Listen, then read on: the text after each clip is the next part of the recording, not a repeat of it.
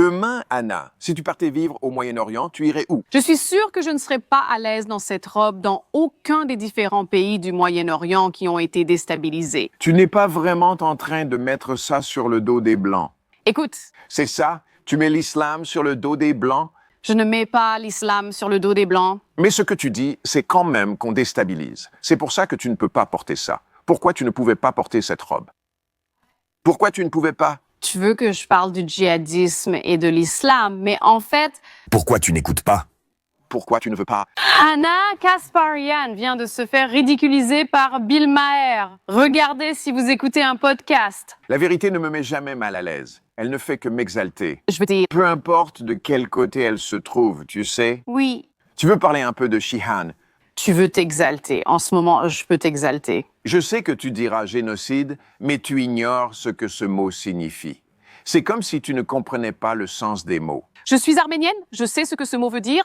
N'est-ce pas? Oui, c'est vouloir effacer une population, ce qu'ils n'ont même pas fait.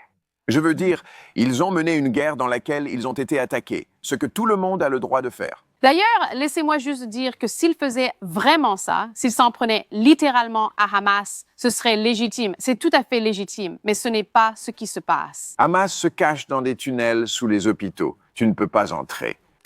Attends. Hamas, c'est les méchants. Si tu ne comprends pas ça, tu ne comprends pas grand-chose. Ce que le Hamas a fait le 7 octobre était répugnant, c'était des meurtres. Je veux dire, je ne pense pas du tout retenir là-dessus. En fait, C'est la chose la plus facile au monde à dire. Je veux dire, je suis d'accord. personne n'est en désaccord avec. Il y a des gens qui ne sont pas d'accord. En fait, violer des filles. Oui, il y en a. Il y a des gens qui pensent que j'ai tort, parce que Hamas sont des combattants de la liberté. De quelle liberté parle-t-on ici? Je ne pense pas que vous, les gens, voyez Hamas, les gens qui détestent tellement l'oppression, comme étant du côté du peuple. Et ce n'est pas seulement Hamas. Si vous, guerriers de la justice sociale, avez un problème mondial plus grave que l'apartheid de genre, vous êtes juste une blague. Si vous détestez l'oppression, il y a un problème qui devrait être au-dessus de tout, parce qu'il touche plus de personnes. Des centaines de millions de femmes qui n'ont pratiquement aucune liberté dans le monde musulman. N'est-ce pas? Donc, il faudrait les massacrer. C'est ce qui arrive. Eh bien, il faut mener une guerre jusqu'au bout. Ce n'est pas le cas. Cela implique le massacre dans chaque guerre, tu sais. Je pense, écoute, des civils sont tués pendant les guerres. Je pense que tout le monde le sait, tout le monde le reconnaît. Surtout quand tu te caches. Surtout quand tu te caches derrière eux. Mais quand?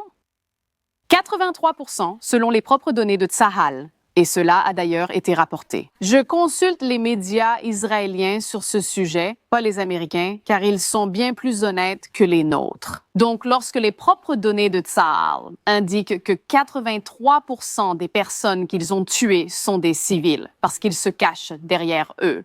Mais Bill, tu comprends, quand tu as autant de civils, ils ne font qu'amplifier l'extrémisme? Je comprends ça. Est-ce que tu comprends qu'il y a très souvent dans le monde deux très mauvais choix? Moi, Je suis américaine et dois voter au présidentiel. je sais bien qu'on n'a pas le bon choix. On a le mauvais choix. Et le choix encore pire. Israël a été attaqué par le Hamas. Tout d'abord, le monde arabe entier les a rejetés pendant 75 ans. Ils ont continué à essayer de trouver un accord. Ils ont continué à dire « non, nous voulons tout ». Du fleuve à la mer signifie « tout nous appartient sans compromis, car ils n'en ont jamais voulu ». Israël a rendu Gaza Mais t'ont-ils rendu, toi? Mais Bill, en 2006. imaginons que le Mexique occupe notre pays, d'accord?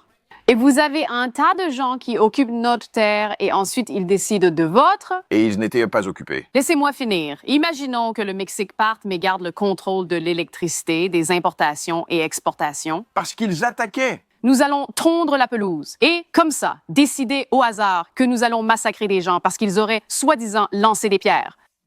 Ils n'ont littéralement aucune. Eh bien, ils ne l'ont pas fait, soi-disant. Je veux dire, Israël a des armes nucléaires. Ils ont des armes nucléaires et ils ont la superpuissance militaire mondiale qui les soutient. N'est-ce pas? Ils ont des armes nucléaires sans les utiliser. Si le Hamas, non. Non, ils ne les utilisent pas, mais ils font semblant. Si le Hamas avait une arme nucléaire, combien de secondes leur faudrait-il avant de l'utiliser contre Israël? Je n'en ai aucune idée. 3 est la réponse. 3 secondes. Comment tu sais ça, Bill? Allez, parce que c'est dans leur charte. S'ils utilisaient une arme nucléaire contre Israël, je suis quasi certaine que la terre chère au Hamas serait détruite. D'accord. Alors ils deviendraient des martyrs, ce qui leur conviendrait, leur vision reposant sur un culte de la mort. Mourir leur semble bénéfique. C'est pourquoi ils attachent des ceintures explosives, parfois sur des enfants. Le fait que vous ne puissiez pas voir la différence morale entre ces deux camps, j'ai oublié qui a fait cette remarque pertinente. Comme pendant la guerre de sécession.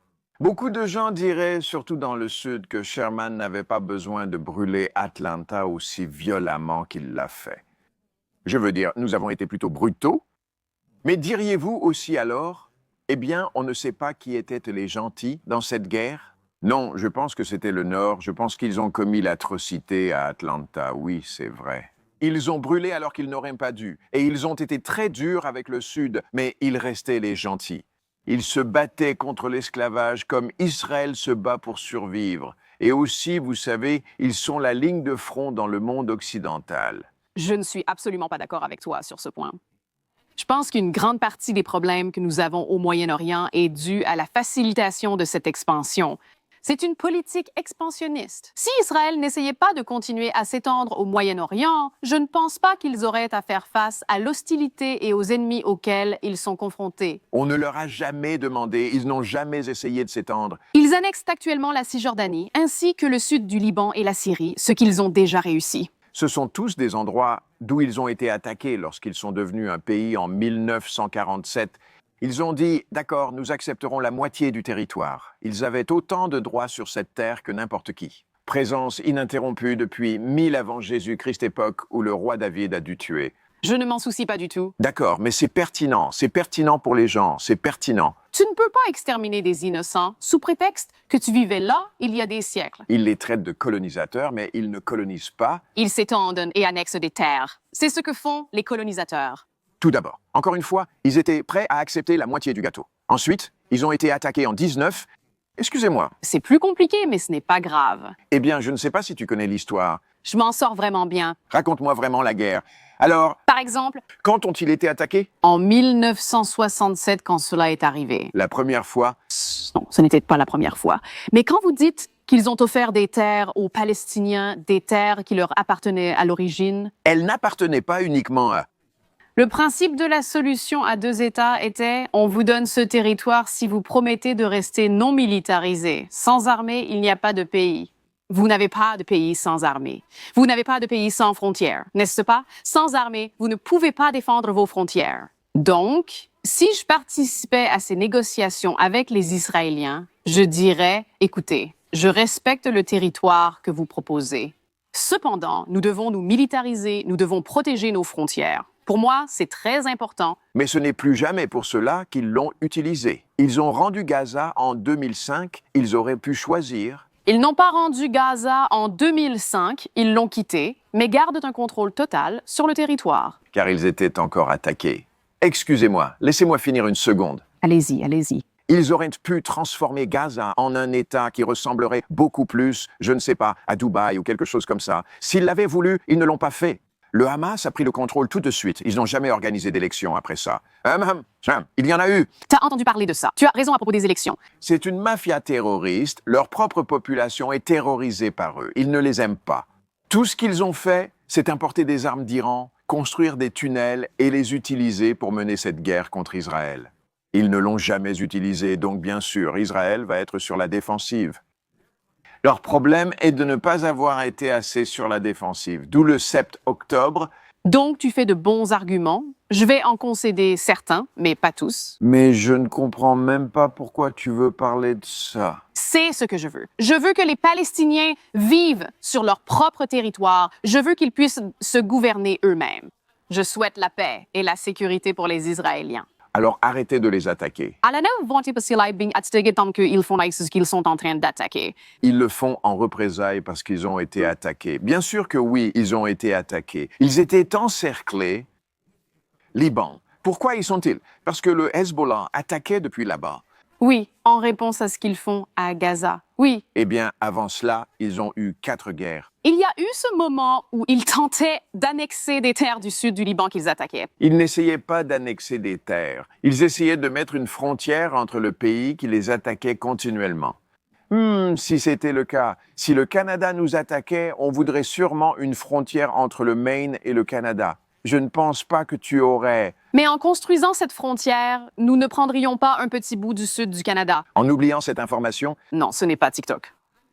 Je suis très bien informée à ce sujet, vraiment très bien informée. Ce sujet me tient beaucoup à cœur. Je comprends, vraiment. Oui, laisse-moi poser une question, puis on pourra passer à autre chose. Sinon, je préfère partir dîner, ça ne m'intéresse pas. Oui, ce n'est pas vraiment pour ça que j'ai lancé un podcast. Toi, on dirait que si. Non, j'ai hâte d'y arriver. Et maintenant que tu l'as fait, je ne vais pas reculer là-dessus. Car je ne suis pas juif, en fait. oh, je ne t'ai pas accusée d'être juive. Et puis ça n'aurait aucune importance si tu l'étais, non. Je dis que je fais cela car je pense que c'est juste et parce que je connais l'histoire et la politique de tout cela. Je respecte ton point de vue. Mais si tu devais vivre au Moyen-Orient, donc demain, Anna, tu dois aller vivre au Moyen-Orient, où vivrais-tu? Tu peux choisir une ville, n'importe laquelle, aussi loin que, disons, le Pakistan. Tu pourrais vivre à Karachi, au Caire ou à Amman en Jordanie. Tu sembles aimer le Liban. Je veux dire, Beyrouth est agréable quand il n'y a pas de bombardement et que les assassinats ont cessé, ou tu pourrais vivre en Syrie. J'ai entendu dire que c'est merveilleux en été. Eh bien, Nous avons maintenant un terroriste 4-4, Al-Qaïda, des terroristes qui dirigent la Syrie. ou les Houthis, je suis sûr qu'ils vous feraient une place. Tel Aviv ou la Cisjordanie. Ramallah, je pense que c'est merveilleux, surtout à l'automne, il fait très beau. Où aimerais-tu vivre? Dans quelle ville et quel logement? Où te sentirais-tu bien dans cette robe? Je suis sûre que je ne serai pas à l'aise dans cette robe dans aucun des différents pays du Moyen-Orient qui ont été déstabilisés. Tu ne comprends pas vraiment. Tu n'es pas vraiment en train de rejeter la faute sur les Blancs. Écoute, C'est ce que tu fais? Tu reproches l'islam aux Blancs? je ne reproche pas l'islam aux Blancs. Mais tu dis quand même qu'on déstabilise, d'où ton impossibilité de le porter. N'avons-nous pas déstabilisé? Attends une seconde. Vous financiez des organisations terroristes en Syrie pendant la guerre civile syrienne, c'est bien ça, sous l'administration Obama? Cela n'a-t-il pas déstabilisé la Syrie? Non, qu'est-ce qui a été déstabilisé? Il y a littéralement un terroriste d'Al-Qaïda. On parle de ta robe. Pourquoi elle est jolie? Je sais qu'elle est jolie. Pourquoi dis-tu que tu ne peux pas mettre cette robe en Syrie à cause des Blancs qui déstabilisent? Je n'ai pas dit ça. D'accord, c'est bon, d'accord, super. Mais les États-Unis ont effectivement déstabilisé plusieurs pays. J'ai juste demandé pour la robe, mais tu as tout de suite cherché à me déstabiliser. C'est pour ça que tu ne pouvais pas la porter? Pourquoi tu ne pouvais pas mettre cette robe? Pourquoi tu ne pouvais pas? Tu veux que je parle du djihadisme et de l'islam, mais genre... Pourquoi tu n'écoutes pas? Pourquoi tu ne veux pas? Je veux dire, pourquoi tu ne veux pas? Je ne crois pas au djihadisme, c'est pour ça que je suis furieuse. Ce n'est pas seulement les États-Unis qui ont eu des terroristes d'Al-Qaïda. Ce n'est pas seulement le djihadisme qui t'empêche de porter cette robe. Tu dis que tous les musulmans sont des djihadistes? Je ne crois pas, Bill. Bill. D'accord. Pourquoi tu ne peux pas porter ça? Concentrons-nous un instant. Tu ne répondras pas à cette question. Je ne vais pas défendre cette religion comme cette religion extrémiste. Pas du tout. Pourquoi pas? Juste, c'est de ça qu'il s'agit dans cette discussion. Non. C'est exactement de ça qu'il s'agit. Ce sont des êtres humains innocents que je ne veux pas voir massacrés, peu importe leur religion. Personne n'en veut, alors stoppez les guerres. C'est aussi simple que ça. Cessez d'attaquer Israël et cela cessera. D'accord. Mais le fait que tu ne puisses pas répondre à cette question, et tu sais que je ne... C'est pas quelle est la question. Quelle est la question? Tu continues, De faire? Quelle est ma question? Quelle est ta question? parce que tu ne veux pas vraiment l'entendre. Non, vas-y, je vais te laisser la parole. Puis tu me laisseras parler. Oui, d'accord. La question est, si tu pouvais vivre n'importe où, de l'Afrique du Nord jusqu'à... On a laissé de côté l'Ouzbékistan, tu pourrais y vivre. Kazakhstan, Arabie Saoudite, Riyad, Aucun de ceux-là. et aucun d'entre eux. Ou Tel Aviv. Aucun d'entre eux. Littéralement aucun d'entre eux. Mais si tu devais en choisir un, toi, tu le ferais, donc pour toi. Pour toi, Karachi. Pakistan et Tel Aviv, c'est pareil. Je trouverai une solution et je le ferai. C'est puissant. Pas aussi intelligent que je sais que tu l'es. Allez. Tu vas te faire tuer pour ça, et pour une bonne raison. Non, Si, tu vas te faire tuer, et pour une bonne raison. je suis arménienne et j'ai de la famille actuellement en Iran. Je n'ai aucun amour pour le régime iranien. Que ce soit clair. J'ignorais que tu avais quitté Téhéran, tu veux? Attends. Attends, mais laisse-moi juste dire quelque chose. Tel Aviv? Turin. Il y a tellement de désinformation. Les chrétiens arméniens qui font partie de la diaspora arménienne à la suite du génocide de 1915 contre les Arméniens, je le sais. Ils vivent actuellement en Iran, ils vont à l'église, ils sont laissés tranquilles par l'ayatollah, aussi terrible que soit l'ayatollah. Alors, écoutez, je ne dis pas que je voudrais vivre en Iran. Je ne veux vivre nulle part au Moyen-Orient, je veux vivre ici, aux États-Unis d'Amérique, le plus grand pays du monde. Tu parles comme un politicien, tu évites la question. Non, je suis vraiment honnête. Non, tu ne l'es pas. Non, tu n'es pas à 100% honnête. Non, non. Non, car la question est, si tu devais choisir une ville et tu n'y réponds pas, tu fais ce que tu fais. Tu fais ce que... Tu fais comme les politiciens et tu dis « Je ne veux vivre dans aucune d'elles, je veux vivre en Amérique ». Ce n'est pas la question. La question est, si tu devais choisir, tu préférerais vivre à Tel Aviv. Je te promets que tu ne tiendrais pas une semaine ailleurs, alors qu'à Tel Aviv, tu pourrais facilement vivre. Donc si tu ne penses pas que ça montre une différence entre les cultures et les civilisations, alors d'accord, on en reste là. Mais je te promets que c'est le cas. Et si tu devais vraiment le faire, je pense que tu serais d'accord avec moi. Je pense qu'étant donné mes critiques très dures et virulentes envers le gouvernement israélien, je ne me sentirais probablement pas très en sécurité à vivre à Tel Aviv en ce moment. Avec ce gouvernement, c'est comme ça.